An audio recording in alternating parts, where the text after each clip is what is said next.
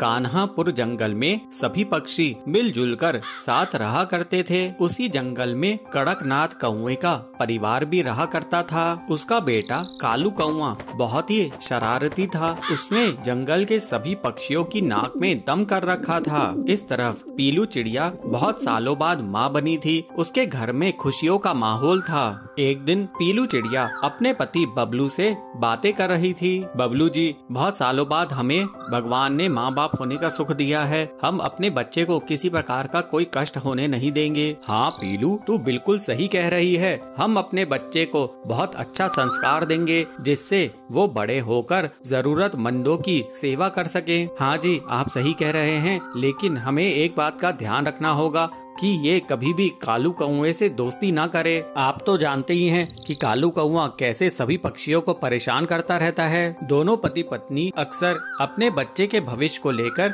चिंतित रहते थे। धीरे धीरे दिन बीतने लगते हैं। एक बार बबलू भोजन की तलाश में बाहर जा रहा था। तब पीलू अपने बेटे से कहती है, चिंटू, हम लोग भोजन की तलाश में जा रहे हैं, तुम अपने घोंसले में ही रहना। अगर कालू कौवा आता है तो तुम उसके साथ नहीं खेलना। ठीक है मम्मी पापा, मैं घोंसले में रहकर आप लोगों का इंतजार करूंगा और किसी के साथ भी नहीं खेलूंगा।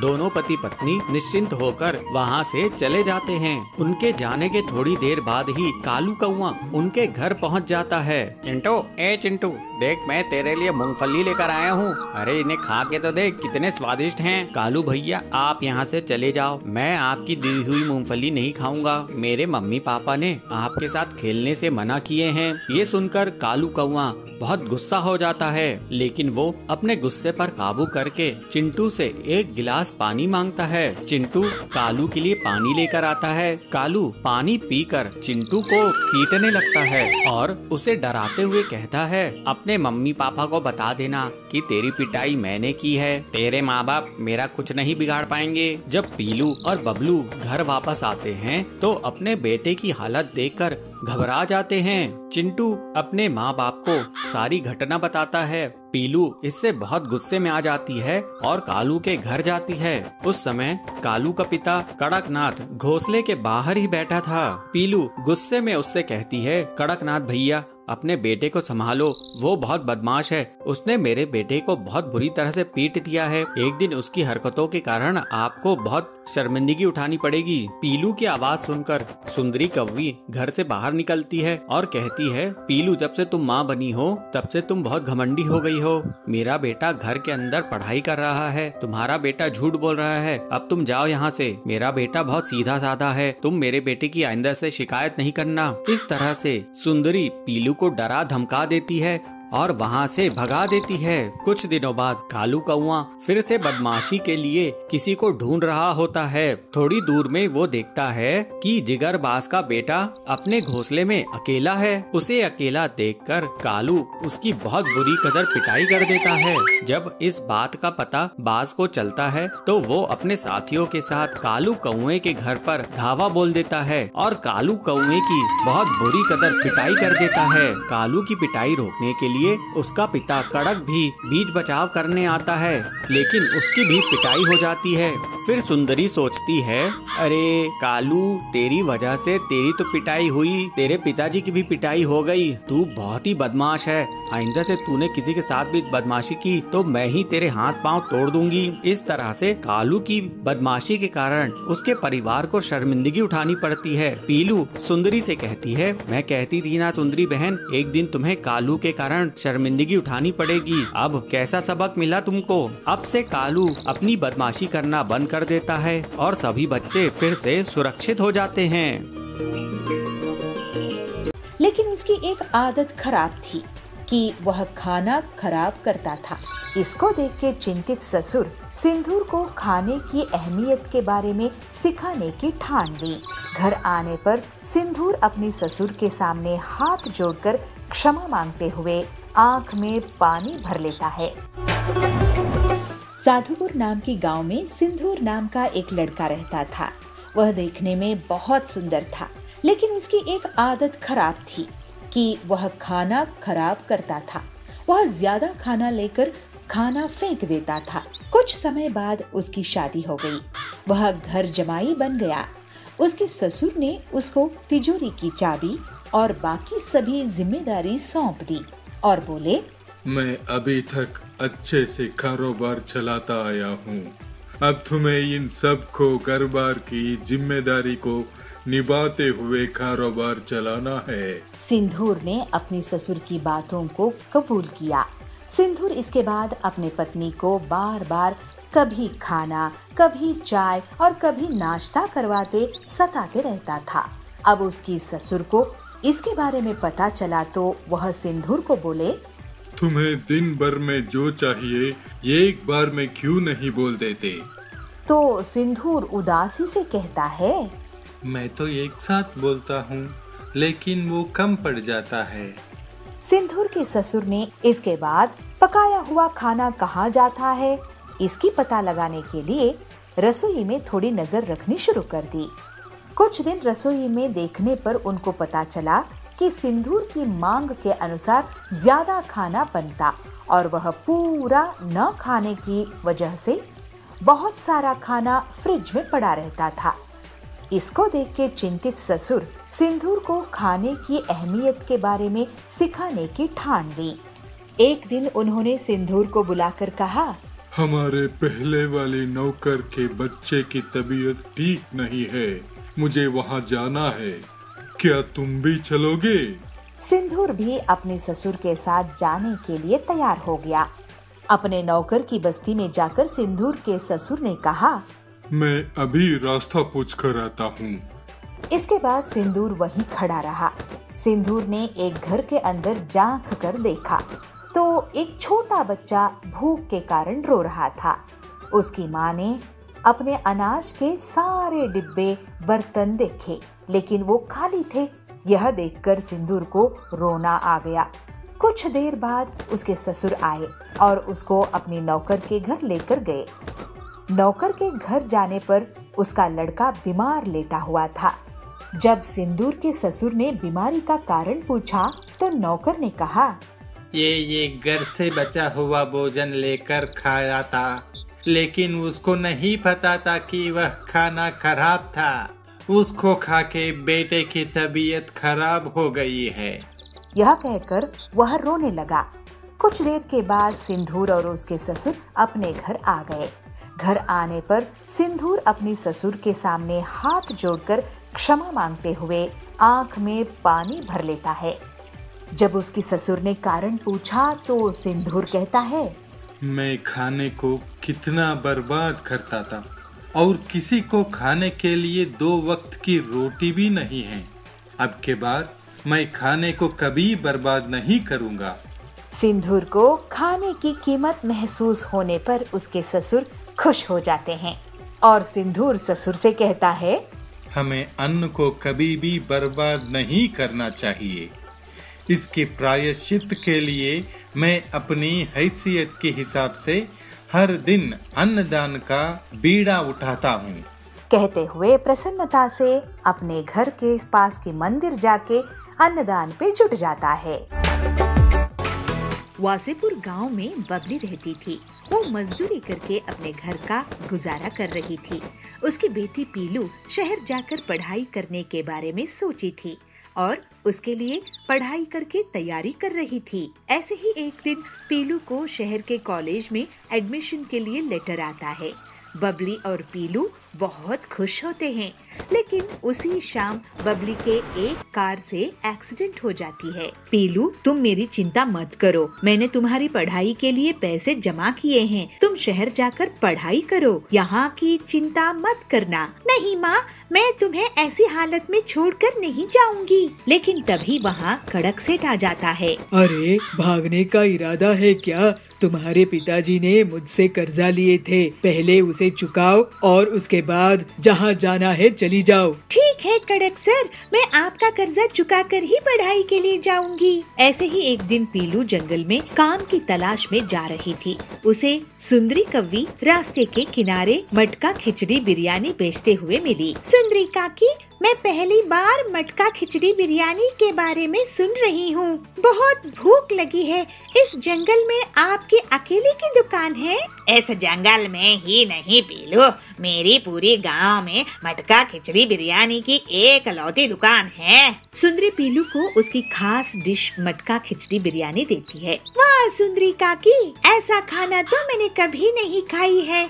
आप इसे शहर में क्यों नहीं बेचती हो? मुझे जंगल की शांति पसंद है। काकी, मुझ पर बहुत बड़ी मुसीबत आ गई है। क्या तुम मुझे ये मटका खिचड़ी बिरयानी बनाना सिखा सकती हैं? मैं इसे गांव के दूसरी तरफ बेचूंगी। जो मुनाफा होगा उसमें से तुम्हें कुछ हिस्सा दे दूंगी। इसके बाद पीलू एक हफ्ते तक सुंदरी से उसके साथ मटका खिचड़ी बिरयानी बनाना सीखती है। पीलू अपने घर में और अपने दोस्तों को अपने हाथ का बना हुआ मटका खिचड़ी बिरयानी खिलाती है। उसके बाद जब सब उसकी तारीफ करते हैं तो अपना ढाबा खोल लेती है। वाह पीलू दीदी, क्या लाजवाब मटका खिचड़ी बिरयानी बनाई हो। मैं तो अब से अपने परिवार को यही खाना खिलाऊंगा। बहुत जल्द ही पीलू का ढाबा मुनाफे में आ जाता है और पीलू के पास बहुत सारे पैसे जमा हो जाते हैं। इसके बाद पीलू कड़क सेठ का पूरा कर्जा चुका देती है। माँ, अब मैं शहर जाकर पढ़ाई नहीं करूँगी, यहीं रहकर मैं अपना ढाबा चलाऊंगी। जैसी तेरी मर्जी बेटी। आज तेरे पापा की आत्मा तुझ पर बहुत गर्व महसूस कर रही होगी। इसके बाद से पीलू बहुत मेहनत से अपना ढाबा चलाती थी और मटका खिचड़ी बिरयानी बेचा करती थी और ईमानदारी से सुंदरी को एक हिस्सा दे देती थी। उसके मुकाबले कोई नहीं था और वो अब अपनी माँ के साथ खुशी खुशी रहती थी।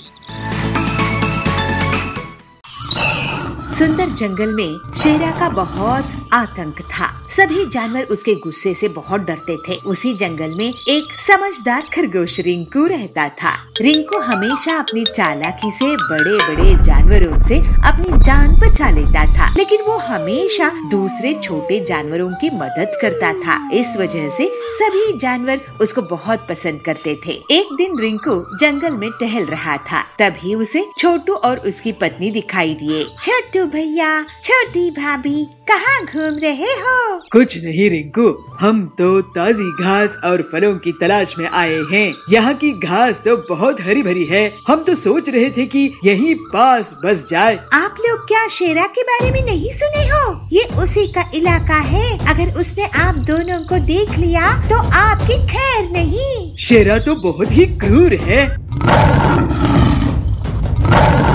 तभी वहाँ शेरा का दहाड़ने की आवाज आती है और सब डर जाते हैं। सुनिए जी, ये तो शेरा की दहाड़ है। अब क्या होगा? आप दोनों उस पेड़ के पीछे से भाग जाओ। और फिर दोनों पति पत्नी एक पेड़ के पीछे से भाग जाते हैं। रिंकू खरगोश, यहाँ पर 2 जानवर आए थे। मैं उनका शिकार करने आया हूँ। क्या तुमने उन्हें देखा है? जी शेरा जी, मैंने उन्हें उस रास्ते से जाते हुए देखा। रिंकू शेरा को दूसरी तरफ इशारा करके भेज देता है। छोटू और छोटी रिंकू के पास आते हैं। तुम्हारा शुक्रिया रिंकू भैया। अब आप दोनों यहाँ पर घास खाकर जल्दी से चले जाओ। इसके बाद दोनों पति पत्नी घास खाकर वहाँ से चले जाते हैं। दूसरे दिन वही दोनों उस घास के मैदान के पास एक तालाब में रिंकू को मिल जाते हैं। छोटू भैया, छोटी भाभी, आप दोनों के जाने के बाद शेरा फिर से आया था और मुझे धमका कर गया है कि अगर अगली बार उसको उसके शिकार का सही पता नहीं मिला तो वो मुझे ही खा जाएगा। आपने हमारी जान बचाने के लिए अपनी जान खतरे में डाली भैया, आपका बहुत धन्यवाद। दोनों पति पत्नी वहाँ से भाग जाते हैं। तो शेर वहाँ पे आकर कहता है, रिंकू तू, मुझे यहाँ और भी जानवरों की आवाजें आ रही थी। तू किससे बात कर रहा था? जरा बताना मुझे। मेरी धमकी याद है ना?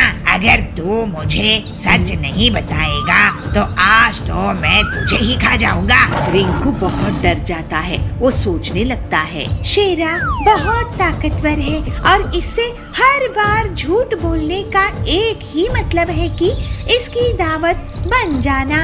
अब मैं क्या करूं? मेरी भी जान खतरे खतरे में है। सच कहूँगा तो पति पत्नी मारे जाएंगे, झूठ बोला तो मैं मारा जाऊँगा। लेकिन आखिर हम सब कब तक इस शेरा से डर के रहेंगे? सोच क्या रहा है, जवाब दे।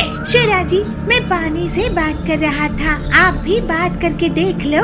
पानी से? पानी में क्या है? आप ही देख लो, उसमें शायद आपको शिकार करने के लिए कोई मिल जाए। शेरा पानी में झांक कर देखता है। मुझे तो कुछ नहीं दिख रहा है। रिंकू इशारों से छोटू और छोटी को बुलाता है। ध्यान से आगे जाकर देखो शेरा जी, आपका शिकार है वहाँ। शेरा जैसे ही थोड़ा और आगे बढ़ता है, तभी उसे पीछे से रिंकू और छोटू छोटी धक्का दे देते हैं और उसको तालाब में गिरा देते हैं। मुझे बचाओ, मुझे तैरना नहीं आता है, मुझे बचाओ। शेरा डर के कारण चिल्लाने लगता है। उसकी आवाज सुनकर बहुत से जानवर आते हैं। शेरा, तुम सबको डराते हो, अपनी ताकत का तुम्हें बहुत घमंड है। अगर तुम हम सबको तंग करना छोड़ोगे तभी तुम्हें बचाएंगे। इसको मत बचाओ रिंकू। नहीं छोटू भाई, पूरे जंगल के सामने ये मदद मांगकर साबित कर चुका है कि इसको भी डर लगता है। मैं वादा करता हूँ कि मैं तंग नहीं करूँगा। और फिर सबके सामने रिंकू रस्सी फेंककर शेरा को बचाता है। शेरा शर्मिंदा हो जाता है और फिर वो कभी भी अपनी ताकत का गलत इस्तेमाल नहीं करता है और पूरे जंगल में अब रिंकू की सूझबूझ की तारीफ होने लगती है। इसी तरह से रिंकू इतनी मुश्किल में भी अपनी हिम्मत और होशियारी से मुसीबत खत्म करने में कामयाब होता है। आप ऐसा मत कीजिए सेठ जी, मैं इसका किराया आपको कैसे दे पाऊंगी? तुझे चलाना है तो चला, नहीं तो इसको 1000 में खरीद ले। ये तो कमाल ही कर दिया इस लड़की ने। मालनगर के जंगल में पीलू चिड़िया ऑटो चलाती थी।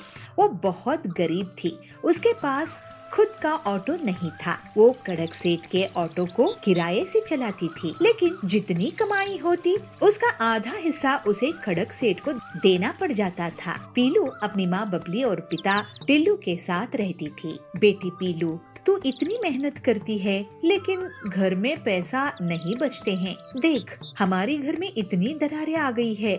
अब तो बारिश का मौसम भी आने वाला है। अगर हमने घर रिपेयर नहीं करवाया तो पानी घर में आ जाएगा। क्या करूँ माँ, मैं जितना कमाती हूँ उसका आधा कड़क सेठ ले जाता है, लेकिन रिपेयरिंग का काम तो करवाना है, नहीं तो और मुसीबत हो जाएगी। पीलू अपनी सहेली सुंदरी के पास जाती है। बहन सुंदरी, क्या तुम मुझे कुछ रुपए उधार दे सकती हो?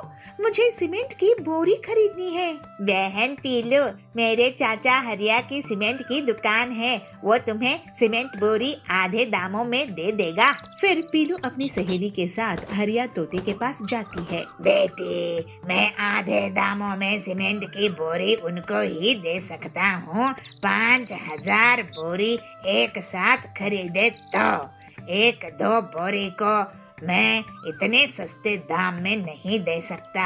ये सुनकर पीलू निराश हो जाती है और दुखी हो जाती है। अपने घर वापस आ जाती है। अगले दिन पीलू ऑटो चलाकर कड़क सेठ को पैसे देने के लिए जाती है। पीलू, अब से ये पुराना ऑटो तुम्हें चलाना होगा। मैं ये नया ऑटो अपने दोस्त के बेटे को चलाने के लिए देने वाला हूँ। पुराना ऑटो देखकर पीलू कहती है, लेकिन सेठ जी, ये तो पूरा कबाड़ा है, इसको मैं कैसे चला पाऊंगी? इसके टायर पंक्चर है, इसके टायर पुराने हैं और इसमें पूरी तरह से जंग लग चुकी है, ये टूटा फूटा है। आप ऐसा मत कीजिए सेठ जी, मैं इसका किराया आपको कैसे दे पाऊंगी? देख, मैं तुझे ये ही चलाने के लिए दे सकता हूँ। तुझे चलाना है तो चला, नहीं तो इसको 1000 में खरीद ले, फिर तुझे किराया भी नहीं देना पड़ेगा। पीलू सोचती है, कबाड़ा ही सही, खुद का ऑटो खुद का होता है। ये सोचकर पीलू कड़क को पैसे देकर उस खटारा ऑटो को ले आती है। मैं इस ऑटो को ठीक कर दूंगी। ऐसा सोचकर पीलू अगले दिन सुंदरी के पास जाती है, उसे कुछ रुपए उधार लेती है और फिर हरिया के पास जाती है और उसे 2 बोरी सीमेंट लेकर आती है। अब मैं इस ऑटो को सीमेंट का ऑटो बना दूंगी। एक छोटे से कमरे जितना सीमेंट ही तो लगेगा। बारिश के मौसम के पहले ये तैयार हो जाएगा। फिर पीलू मेहनत करके ऑटो को सीमेंट ऑटो में बदल कर देती है। अरे ये तो कमाल ही कर दिया इस लड़की ने। कबाड़ा ऑटो को सीमेंट का बना दिया, पहले से भी मजबूत। पीलू का ऑटो अलग होने की वजह से बहुत सवारियां मिलती है। जल्दी ही उसके पास इतना पैसा आ जाता है कि वो एक नया घर ही खरीद लेती है। माँ, पिताजी देखो, आज हमारे पास कितना सुंदर घर है। ये सब इस सीमेंट ऑटो की वजह से हुआ है। सीमेंट ऑटो नहीं बेटी, तेरी मेहनत और जज्बे की वजह से हुआ है। फिर पीलू अपने परिवार के साथ हंसी खुशी रहने लगी।